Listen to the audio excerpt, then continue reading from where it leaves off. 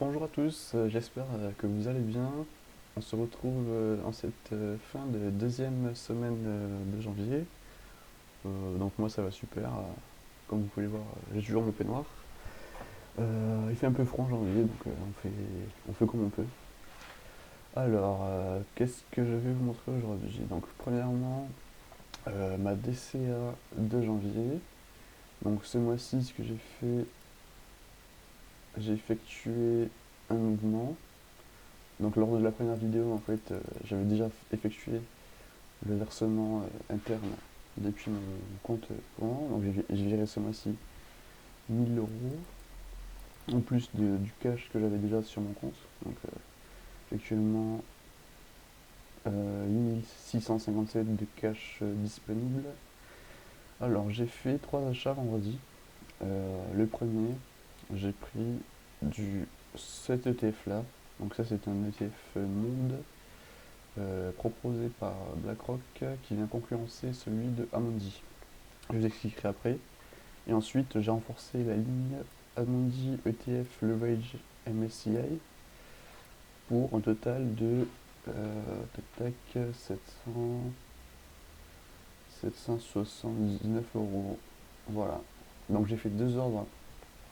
À chaque fois, je fais comme ça parce que vu que je suis en découverte, je suis en tarification découverte, c'est plus avantageux pour moi de prendre des ordres en dessous de la valeur de 500 €. Donc ça, vous en rendez compte quand vous passerez vos ordres sur Boursorama. Concernant la performance, donc, plutôt la répartition de mon portefeuille, donc la nouvelle ligne que j'ai ajoutée représente moins de 1% du total. C'est juste, je vais maintenir cette ligne quelques mois, voire jusqu'à l'année prochaine, pour voir si ça me convient ou pas. Ensuite, j'ai toujours la stratégie du levier, avec le Nasdaq en levier, et le S&P 500 pour abaisser ma volatilité. Donc ça c'est partie de la stratégie. Et comme vous pouvez le voir, la part de ETF Leverage USA a augmenté. Pour la répartition par secteur, je n'en ai pas parlé la dernière fois. Moi je suis très exposé à la tech, car je pense que c'est sur ce secteur que va se faire la croissance sur les années qui suivent. Donc ça c'est une conviction personnelle.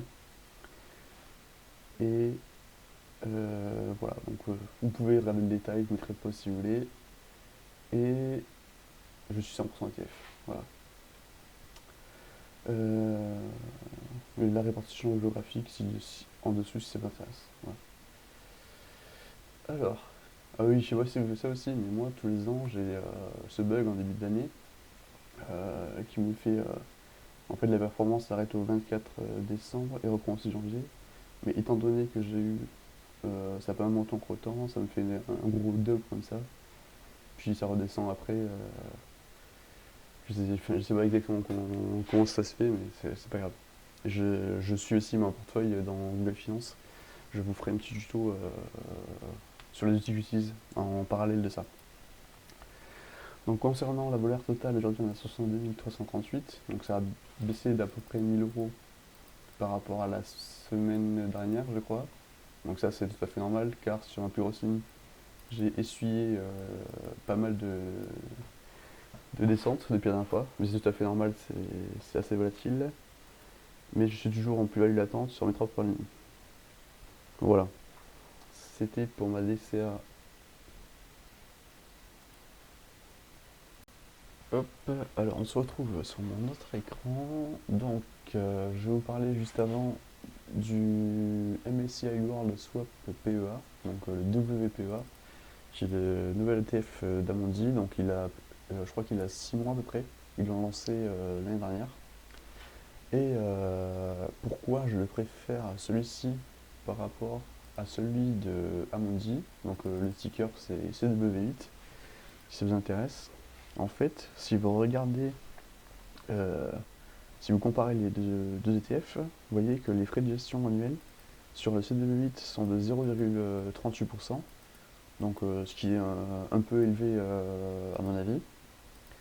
Sur celui de BlackRock, le TER est seulement de 0,25%, donc une différence de 0,25%.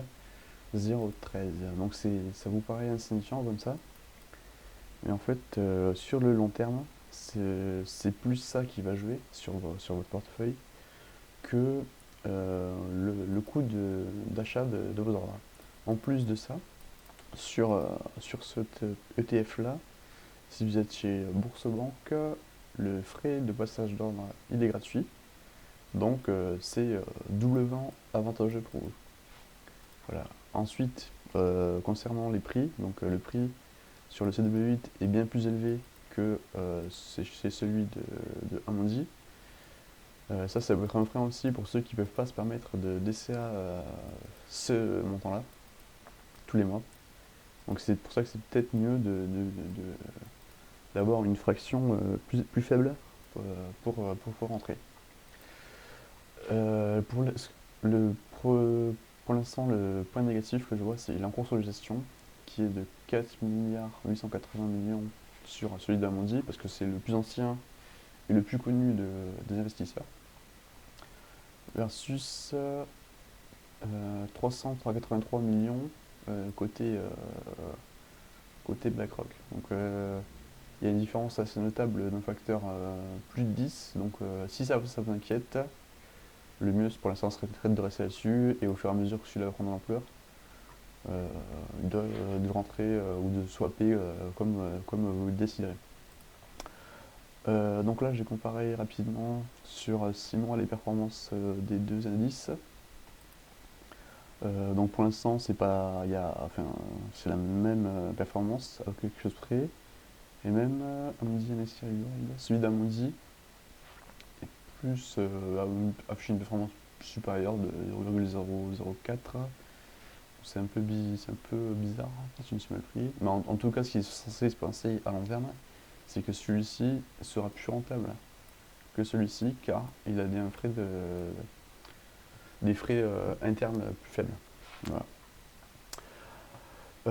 Autre sujet, la semaine dernière, j'ai eu dans les commentaires des gens qui me parlaient du bêta slippage. Donc oui, le bêta slippage, c'est quelque chose qui existe. Je suis au courant, merci. Et le bêta slippage, grosso modo, ça va faire que, étant donné quand vous êtes sur du levier, si jamais il y a une forte volatilité neutre ou à la baisse, en fait, vous allez perdre de l'argent par rapport à un ETF qui réplique un indice. Mais en vérité, le problème majeur, par exemple sur ma ligne principale qui traque le Nasdaq en levier journalier, c'est pas tant le bêta slippage. En fait, le vrai problème, ce sont les frais de gestion. Je m'explique. Donc sur le LQQ, les frais de gestion, ils sont de 0,60%. Donc ça, c'est assez élevé. Donc si ça vous freine, ne le faites pas, enfin n'y allez pas. Et si on compare au simple Nasdaq 100 de chez Amundi, le Pust, on a des frais de gestion de 0,30%. Donc ils sont 2 fois plus élevés sur le levier. Vous voyez? Donc je vais comparer la performance sur 1, 5 et 10 ans, je crois, des deux indices. Et je vais vous expliquer comment je vois les choses. Donc, en fait, hop, ce qu'il faut comprendre, c'est qu'en théorie, vu qu'on est sur un levier 2, notre LQQ est censé répliquer 2 fois la performance du Nasdaq 100. Donc là, j'ai le Nasdaq 100 qui est à 35,75% sur un an. En théorie, je suis censé observer sur un an 35, bon je l'arrondis, x 2. 70% de performance. Or, ici, on ne voit pas 70% de performance, on voit 57,9%. Donc sur le court terme, en effet, vu que cette année il y a eu beaucoup de volatilité, le bêta slippage, c'est quelque chose de totalement réel et c'est effectif en fait. Vous voyez bien qu'il y a une différence quand même de 13% entre les deux. Par contre, si vous prenez la performance, donc pareil sur 3 ans, si vous faites la comparaison sur 3 ans, on est sur la même performance, si vous êtes rentré en même temps. Donc ça c'est catastrophique parce que vous allez en plus d'afficher la performance sur le levier, vous auriez eu une volatilité 2 fois plus importante. Et ça, psychologiquement, c'est dur à supporter. Si vous regardez sur 5 ans, on observe 21% sur le Nasdaq 100 et 30% sur celui en levier. Donc il y a une différence quand même de 9%. Donc 21 fois 2, on aurait été censé observer 42%. C'est pas le cas, il y a un écart de 12%. Voilà. Et au final, sur 10 ans, 19%. Tac. Fois 2. On est censé observer 38% et non 31%. Donc il y a quand même un écart de 7%. Mais ce que vous observez, c'est que à court terme, ce qui va vous faire que votre performance va être moins bonne, c'est en fait en effet le bêta slippage plus les frais de gestion qui sont 2 fois plus importants sur le LQQ. Mais si vous regardez, à mesure que le temps passe, cet effet-là de bêta slippage diminue et on observe une différence au final de 7% d'écart. Mais c'est pas tant à cause du bêta slippage, c'est plus à cause des frais de gestion qui sont 2 fois plus importants. Donc en fait, c'est le prix à payer. Les frais de gestion sont le prix à payer pour avoir quand même, donc si je compare 31 à 19%, une différence de 11%, 12% annualisé sur 10 ans. Donc 12% annualisé sur 10 ans, c'est quand même incroyable. Voilà, mais après, il faut accepter la volatilité. Pour le S&P 500, c'est le même raisonnement sur le CL2. Mais là, vous voyez, si vous prenez un simple ETF S&P 500, vous avez juste 0,15%. Et sur le CL2, vous avez des frais de gestion de 0,5%. Donc là vraiment, celui-ci sera moins volatile, mais le raisonnement est le même en fait. Vous aurez du bêta slippage à court terme, et à long terme, ce qui va bouffer votre perf, ce sera les frais de gestion.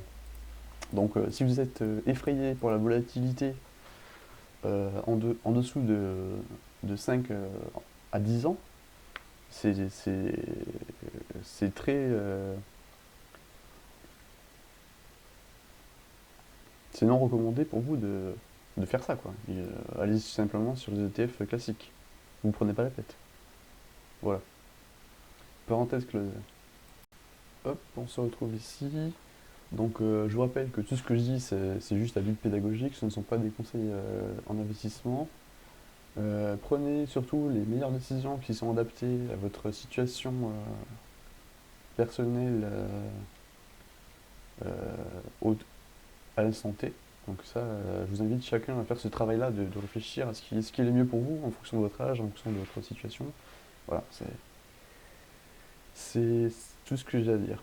Donc j'espère que la vidéo vous a plu. Si vous êtes intéressé par la suite, donc je ferai une vidéo par semaine tous les dimanches, même si je ne DCA pas, pour vous montrer un peu l'évolution du portefeuille.